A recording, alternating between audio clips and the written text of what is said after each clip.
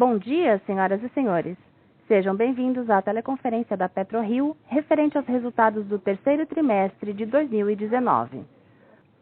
Gostaria agora de passar a palavra ao Sr. Nelson Queiroz Tanuri, diretor-presidente, Sr. Francilmar Fernandes, diretor de operações, e Sr. Roberto Monteiro, diretor financeiro.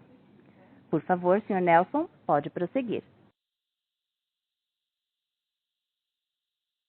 Bom dia a todos, muito obrigado por participarem do nosso call do terceiro trimestre. Estou vendo aqui, como sempre, uma presença muito grande de pessoas que trabalham aqui na PetroRio.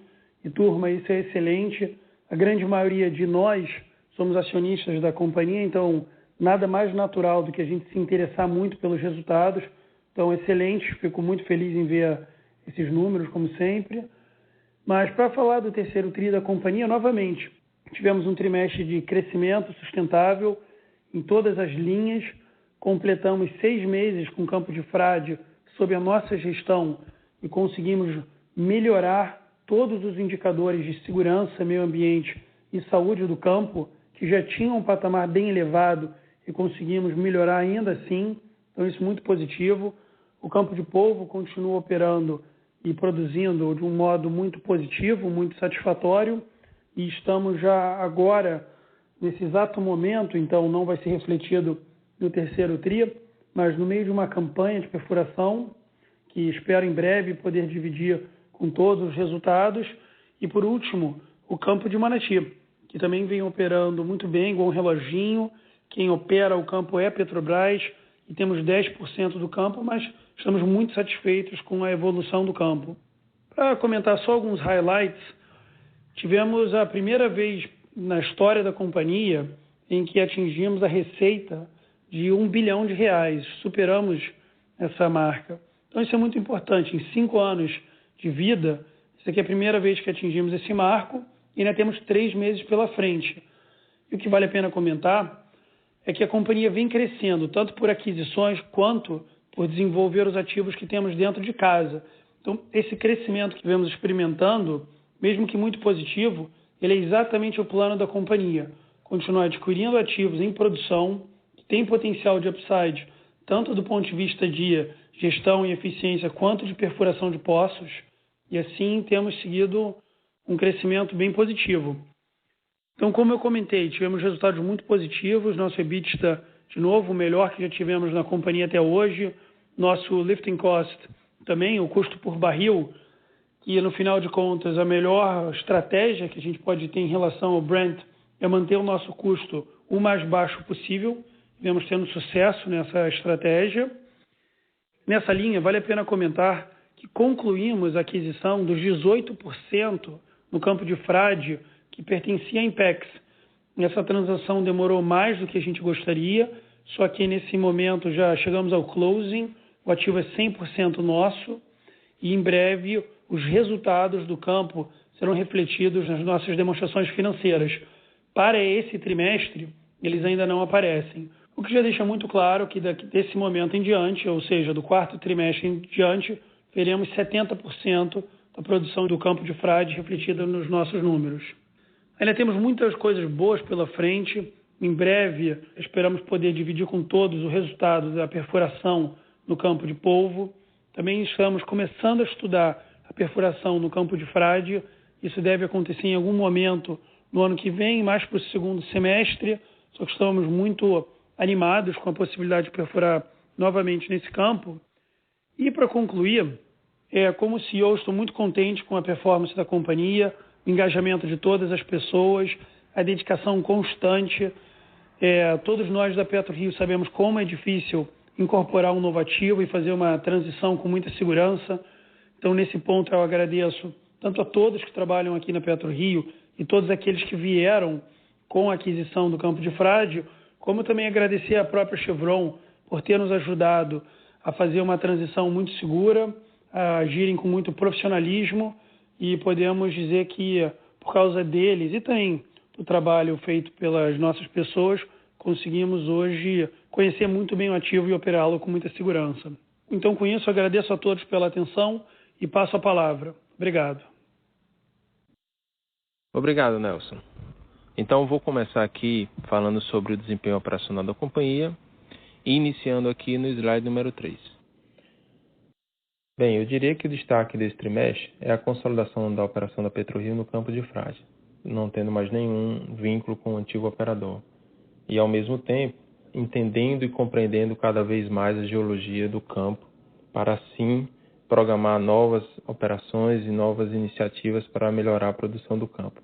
No mesmo tempo, a gerenciamento do lifting cost vem sendo bem efetivo, a gente já alcançando o patamar abaixo dos $23 por barril, que já apresenta 14% abaixo do que foi feito no terceiro TRI de 18, mostrando que estamos no caminho certo. A eficiência operacional dos campos ficou em níveis satisfatórios, acima dos 98%, que também faz parte do nosso dia a dia e do nosso trabalho.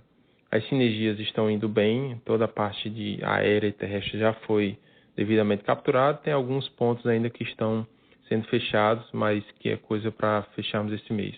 Isso somente para a parte marítima. E o início da campanha de polvo, da perfuração de polvo, que já está se iniciando. Seguindo à frente, no slide 4, a gente tem esse mapa com a visão geral de todos os ativos que a gente opera. Eu queria dar um enfoque especial aqui à parte de produção. Então, a gente vê que o campo de Frade, ao contrário de que normalmente deve acontecer no declínio de um campo, a gente consegue visualizar que desde que a PetroRio começou de forma indireta e depois direta a atuar no campo, a gente vem conseguindo reverter essa queda de produção e que, se a gente comparando o terceiro TRI de 19 perante ao terceiro TRI de 18, a gente já vê um aumento de 15% da produção. Isso sim é reflexo do nosso trabalho. Por outro lado, o campo de polvo aí, a gente vê uma queda de produção, mas isso é muito explicado, pela diferença entre o pico de produção do início da produção dos poços perfurados no ano passado, que é natural para poços de carbonato, uma elevada produção no início, depois começa a ter um declínio mais acentuado, e aí, aliado a isso, teve o baixo desempenho de algumas bombas BCS e a falha delas no final de setembro, a falha em 2 poços que impactou na produção desse mês. O campo de Manati vem de forma relativamente estável, dado a demanda do cliente de gás. Então, é aquele campo que a gente já sabe o comportamento dele. Então, vai entregar conforme for planejado. Seguindo à frente, a gente vai ver a parte de lifting cost, que mostra aí que a gente vem cumprindo o papel, descendo degrau a degrau. Estamos no caminho ainda, não está resolvido. Nós conseguimos capturar boa parte das sinergias e agora a gente tem que entrar na parte de otimização dos recursos aplicados nos campos, principalmente no campo de Frade, e seguimos com o plano aí de atingir os $20 por barril de lifting cost no final de dezembro e início do ano que vem. No slide 6, vamos abordar um pouco a parte do desempenho operacional, que a gente consegue ver com mais foco a parte da produção dos campos, tanto Frade como polvo, e a parte do desempenho da eficiência operacional dos campos. A gente vê que aí a eficiência está em níveis bem estáveis, bem controlados, sem nenhum alarde nos últimos tempos. E aí a parte da produção, um ótimo desempenho do campo de Frade. A gente está muito alegre e otimista com que o campo vem reagindo às nossas ações. Nós tivemos algumas ações já implementadas de curto prazo, como a injeção de gás para limpeza e estimulação de poço, a reabertura de um poço que estava com hidrato, além de ações para melhoria do escoamento e gerenciamento de reservatório. A médio prazo, são várias ações que nós estamos já em curso, já tomando várias ações aqui para isso acontecer. Então, tem o plano aí de redução de BSW em alguns dos poços. A gente vai ter que injetar uns polímeros, alguns produtos, uma operação um pouco complexa que está em fechamento com o time de produção e reservatório, assim como a parte de estimulação de pós, buscando aí aumento de produtividade dos poços. Com isso, a gente já consegue visualizar todas as ações que a gente já atuou e concluiu até agora. A gente já consegue perceber um aumento considerável da produção do campo de Frade perante aquilo que estava esperado em termos de declínio natural do campo. Então, estamos felizes com isso e temos certeza que as ações que estão sendo tomadas vão surtir efeitos. Na campanha de perfuração de polvo, houve uma alteração no seu escopo inicial, dado a falha em 2 poços do campo de polvo aí entre o final de setembro e início de outubro. Um poço foi apenas para trocar uma bomba BCS, operação normal para o campo, e o outro foi também que houve essa falha de uma bomba, mas que é um poço que já produzia 10 anos, que já estava mapeado uma oportunidade de fazer uma recompletação, que é a operação similar àquela que foi feita em 2016, em que a gente abre um reservatório que estava ali por trás do revestimento. Isso foi feito ao longo do mês de outubro, os poços foram colocados em produção agora nesse final de semana, e aí a gente precisa de alguns dias para avaliar melhor o que é que vai sair de produção desses poços. Em termos de cronograma, aí a gente são esperados 60 dias mais ou menos aí entre poços, então a gente começando agora deve ir até o finalzinho de dezembro para início de janeiro para ter o resultado. Para investimento aí, a gente já está esperando aí em torno de 20 milhões para início desse projeto. Esses números já são bem conhecidos por vocês. Então agora é seguir a roda aí, seguir o projeto e colher os frutos mais à frente.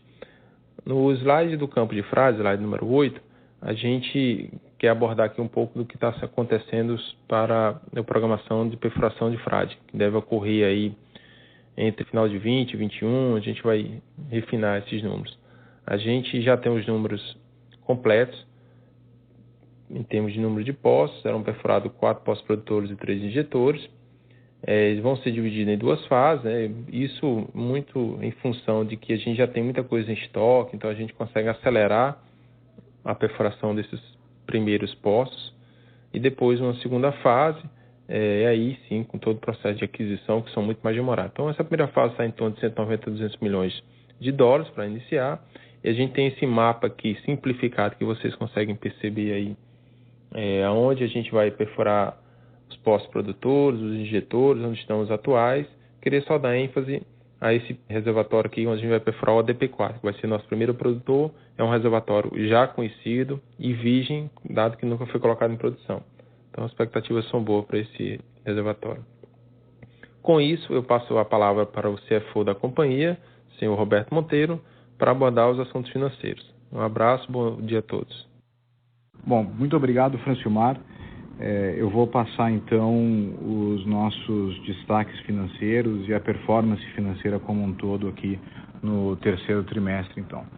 Bom, a primeira coisa que eu gostaria de ressaltar é o faturamento que a companhia chegou, de R$1 bilhão nos primeiros 9 meses do ano, ou R$1 bilhão e 400 milhões nos últimos 12 meses. Então, 2 marcas muito interessantes e muito fortes que a companhia chegou, que mostra o quanto a gente vem crescendo e o quanto a gente vem performando. No trimestre especificamente, nós tivemos uma receita líquida de aproximadamente R$400 milhões, um aumento de 78% contra o terceiro TRI de 18. O nosso EBITDA, que ficou na casa de R$215 milhões, ele foi, embora não tenha sido o maior número absoluto já reportado, ele foi a melhor margem já reportada, o que diz muito, fala muito com relação à bem-sucedida campanha de redução de custos que a gente vem fazendo e também com relação à aquisição de Frade. Com relação à nossa alavancagem, hoje a companhia está no nível de 1,2 vezes, ou seja, aquela redução de alavancagem que nós comentamos nos calls anteriores, ela vem se consolidando. Bom, passando então para o slide número 10, o ponto que nós achamos mais interessante de ressaltar, ele fica aqui nessa segunda coluna com relação ao resultado financeiro de R$98 milhões negativo.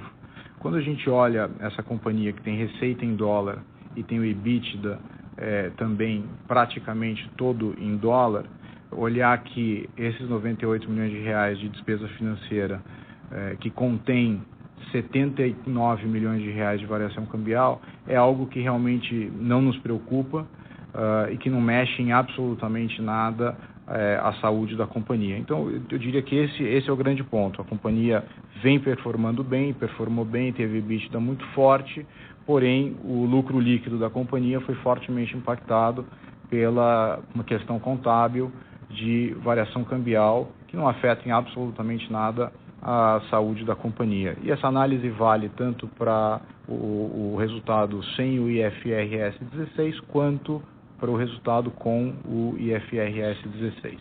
Bom, passando aqui para o próximo slide, número 11, nós mostramos dois quadros aqui bem importantes, né? O primeiro deles é o EBITDA por barril. Nós chegamos aqui a uma marca de 31,5 dólares por barril, 31,5 dólares por barril, que mesmo tendo um Brent mais baixo ao longo do terceiro trimestre, nós mostramos aqui o maior número já reportado pela companhia. Então isso fala, conforme eu disse ali no começo, isso fala muito sobre o sucesso que a gente vem tendo na redução de custo que a gente está conseguindo com a junção das operações de frade e de polvo e também com a aquisição de frade em si, né, que é um campo que tem uma performance muito boa e já tinha um custo operacional bastante baixo. Com relação à alavancagem, nós estamos aqui em 1,2 vezes.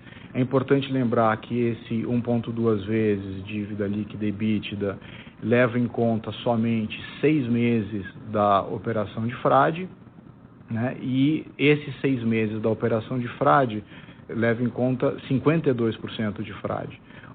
Como nós já divulgamos no começo de outubro, a nossa participação no campo de frade passou de 52% para 70%, sem nenhuma adição de dívida líquida por conta dessa aquisição. Então, esse número aqui de alavancagem, ele não tem outro caminho senão continuar diminuindo. Passando aqui para o último slide, então, que é o slide de funding, queria chamar a atenção só a esse financiamento do lado direito do Citibank de 48 milhões de dólares, que foi uma antecipação de recebível de frade e, obviamente, nós todos ficamos muito animados com essa possibilidade junto a um banco de primeira linha, acreditando na companhia. Bom, resumindo, então, esse trimestre, eu acho que tenho 4 pontos aqui que eu gostaria de ressaltar. Primeiro, a saúde da companhia melhora a cada trimestre, continua melhorando a cada trimestre. O resultado desse trimestre foi impactado pela variação cambial, né? Tanto se nós olharmos com IFRS como se nós olharmos sem IFRS, que é uma medida contábil que não afeta em absolutamente nada a companhia, tendo em vista que essa companhia tem a receita dolarizada e o EBITDA dolarizado, né? O caminho de redução de custos que nós havíamos pensado e proposto desde o início do ano vem sendo trilhado com bastante sucesso, né? Nós podemos ver aqui pela nossa margem EBITDA, nós podemos ver pelo EBITDA por barril, pelo lifting cost, por qualquer ângulo a gente consegue ver que essa redução de custo vem sendo bastante bem executada. E finalmente a companhia vem assim então adquirindo cada vez mais musculatura para possíveis aquisições, para novas aquisições, para continuar crescendo e assim por diante. Bom, muito obrigado a todos então. Eu queria passar para as perguntas e respostas. Senhoras e senhores, iniciaremos agora a sessão de perguntas e respostas para analistas e investidores. Caso tenha alguma pergunta, pressione asterisco 1 do seu telefone. Se a qualquer momento sua pergunta for respondida, aperte asterisco 2 para se retirar da fila.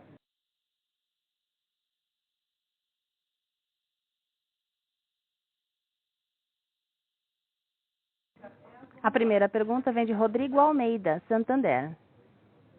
Bom dia, pessoal. Obrigado pela pergunta aqui. Minha primeira pergunta aqui é sobre M&A, se vocês têm visto muitas oportunidades boas, como é que está a situação. Eu queria só uma cor em relação ao que vocês estão vendo aí. E a segunda pergunta é sobre a campanha de frade. Acho que vocês passaram uma ideia melhor agora, mas eu queria entender um pouco melhor se vocês já estão negociando com possíveis fornecedores, com fornecedores de sonda, etc. Se vocês pudessem também dar uma cor desse lado, seria interessante. Obrigado. Bom dia, Rodrigo. Como vai? Bom, eu vou falar aqui primeiro então de M&A, depois eu falo de frade.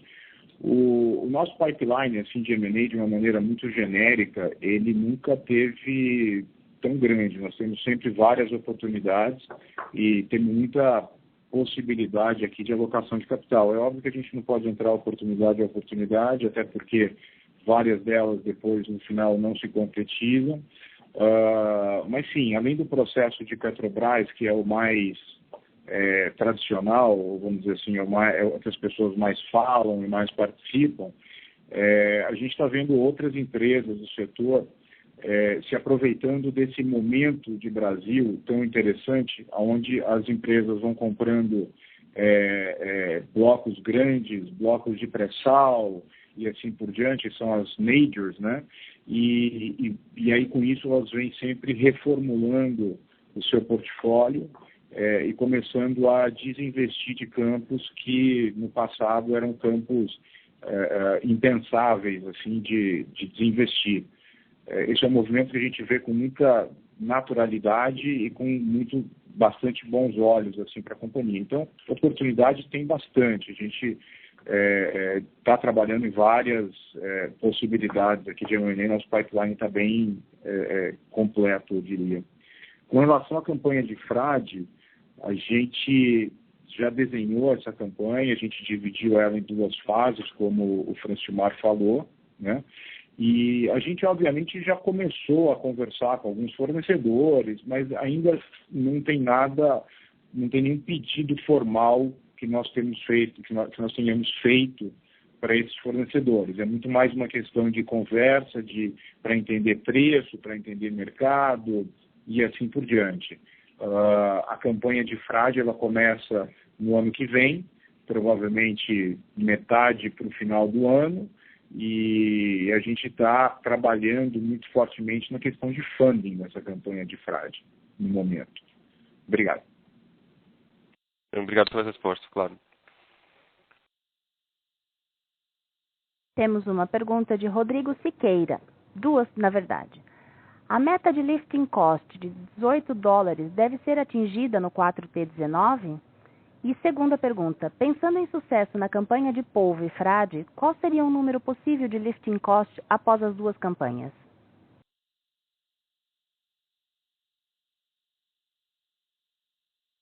Bom dia, Rodrigo. Vamos falar aqui de lifting cost. Com relação ao lifting cost, o que nós dissemos, né, no call passado e continua válido, nosso objetivo é chegar a $20 consolidado de lifting cost para polvo mais Frade. Tá? Então essa na verdade é a meta que nós temos aqui na companhia, que nós estamos perseguindo. Obviamente, se nós conseguirmos chegar a um valor inferior a esse, vai ser muito bem-vindo, tá? E é importante pensar, esse número, ele não leva em conta aumentos de produção, tá? Pela campanha de polvo ou pela campanha de Frade. Esse número seria $20 para a companhia como ela está hoje, somente sofrendo o declínio normal da produção, tá?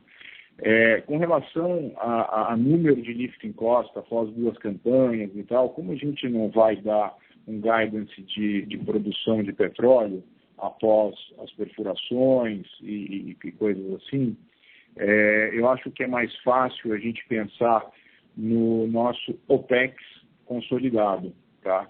E o lifting cost nada mais é do que o OPEX consolidado dividido pela quantidade de barris produzidos ao longo do período.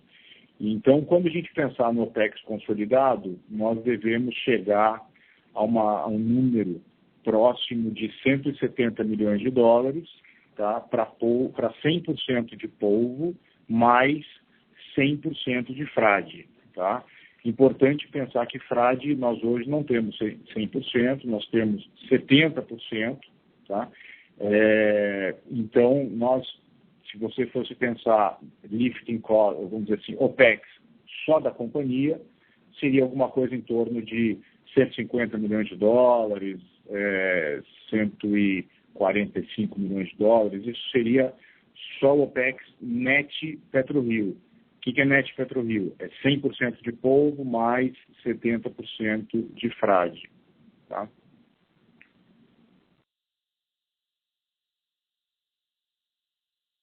Temos mais uma pergunta de Rodrigo Siqueira. Quais as opções de funding para as aquisições? E qual o status da emissão de bonds na Noruega? Olha, Rodrigo, com relação a funding para as aquisições, nós como a aquisição é uma coisa mais oportunística, vamos chamar assim, a nossa tendência é não fazer um funding completamente estruturado de longo prazo pré-aquisição. É mais interessante a gente usar recurso próprio e fazer, se possível, algum bridge ou algum financiamento em cima de algum ativo existente para poder fazer aquisição. Tá? Então, essa é a nossa estratégia de funding. Se você pensar em FRAD, né, o que nós fizemos foi muito parecido com isso. Nós fizemos um funding em cima de polvo, que era um ativo existente, utilizamos o nosso caixa e tomamos uma linha, não foi bem uma linha, mas nós fomos financiados pela própria Chevron num pedaço, né, que eu faria assim, uma comparação isso a um bridge. Né? E agora o que nós estamos fazendo, e aí já entrando na segunda parte da pergunta, é alongando essa dívida, principalmente da Chevron, e o que nós temos vislumbrado é a possibilidade de fazer um bond com lei norueguesa. Nós hoje estamos com um prospecto bastante avançado desse bond, né, que é o que nós chamamos de Information Memorandum, e no momento certo a gente deve vir ao mercado. Esse óleo a $60, $58 e tal, até hoje está subindo bem o óleo, pelo menos estava antes de começarmos o call, ajuda, né? O óleo subindo, mas esse óleo de 60, 58 com muita volatilidade, ele atrapalha um pouquinho. Então, é um trabalho aqui de encontrar o momento correto, que às vezes é mais arte do que técnica, mas enfim, nós estamos esperando aqui um momento oportuno para poder fazer essa emissão.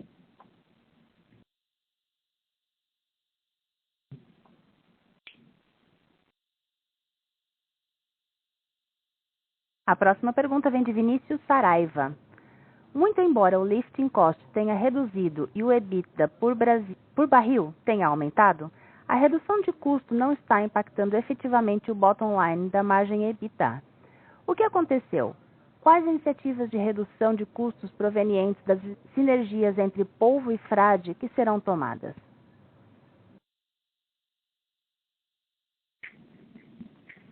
Bom dia, Vinícius.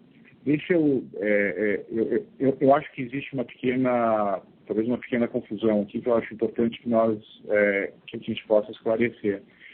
O lifting cost da companhia, ele tem caído muito, né, por todas as sinergias. Nós estamos andando bem em linha com o nosso plano original de captura de sinergias e tudo mais, até um pouco melhor. Isso faz com que o lifting cost caia. E, obviamente, a contracara disso é que nosso EBITDA por barril suba. Inclusive, nós apresentamos o melhor nível de EBITDA por barril da história da companhia, mesmo com um Brent mais baixo do que já tivemos no passado. Tá? Então, isso bastante saudável. Eu estou entendendo aqui, quando você diz bottom line da margem de EBITDA, estou dizendo que é o bottom line da companhia, né, que seria o lucro líquido. Então, o que existe entre o EBITDA e o lucro líquido é um impacto enorme de variação cambial. Né? Se você olhar, nós reportamos o nosso resultado em real, porém, todo o nosso endividamento, né, ele é em dólar. Então, quando você tem uma variação de moeda, como aconteceu esse terceiro trimestre, que nós saímos de $1 a provavelmente 4, fomos para 4,20 ou 3 e alguma coisa para 4,20, você reporta toda a variação desse passivo em dólar, você reporta no resultado como despesa financeira, e aí você tem um impacto contábil grande. Porém, a companhia é dolarizada. A nossa receita é em dólar, o nosso EBITDA é em dólar. Por isso que isso não impacta em absolutamente nada a saúde da companhia.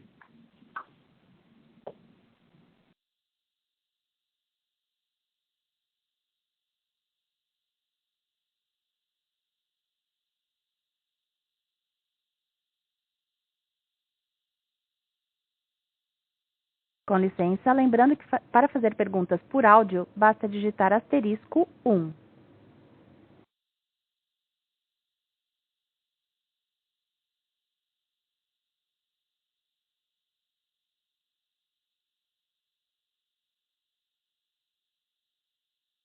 A próxima pergunta vem de William Gildat. Poderia comentar sobre a provisão de descomissionamento? Bom dia, William. Sim.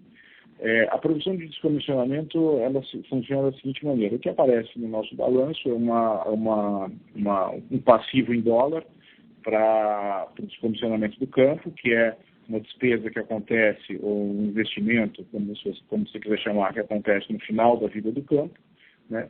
E esse negócio é atualizado de tempos em tempos. Então, vou começar aqui, Manati. Manati, hoje, a companhia está virtualmente 100% coberta com relação ao fundo de abandono, que nós chamamos, né, provisão de descomissionamento, ou fundo de abandono. Então, a companhia está 100% coberta. No caso de polvo, isso tudo tem na nota explicativa do nosso balanço, eu acho que você pode entrar e olhar com mais detalhe. Polvo, nós estamos praticamente cobertos, um pedaço muito grande da provisão de descomissionamento coberto. Nós temos uma provisão ali de 52 milhões de dólares, nós temos mais de 40 milhões de dólares já dados em garantia, e tudo que olha no balanço é o líquido, é o net PetroRio, né? E depois o que nós temos ali no balanço, o que você viu no balanço de fechamento de setembro foi 52% da provisão de descomissionamento do campo de Frade, né? E quando nós anunciamos a transação aqui da Intex, que subimos de 52% para 70%, essa provisão ela vai subir de maneira a capturar 70% da provisão de descomissionamento de Frade. É importante lembrar que a provisão de descomissionamento ela é revisada de tempos em tempos perante a ANP, tendo em vista condições de mercado. Então, as provisões de descomissionamento que existiam antigamente, com aqueles preços, por exemplo, de sonda muito altos e assim por diante, foram todos revisados para baixo por causa da nova condição de mercado. Então, isso é normal que exista sempre uma revisão de tempos em tempos.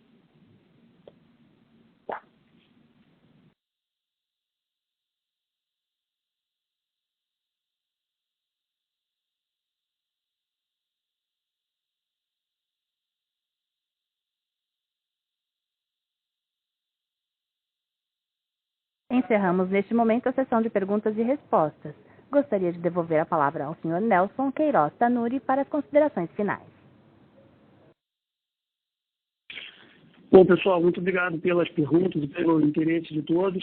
Estamos muito confiantes com a companhia, muito animados e otimistas. Esperamos continuar entregando resultados bem relevantes. Muito obrigado. Tchau. A teleconferência da PetroRio está encerrada. Agradecemos a participação de todos. Tenham um bom dia.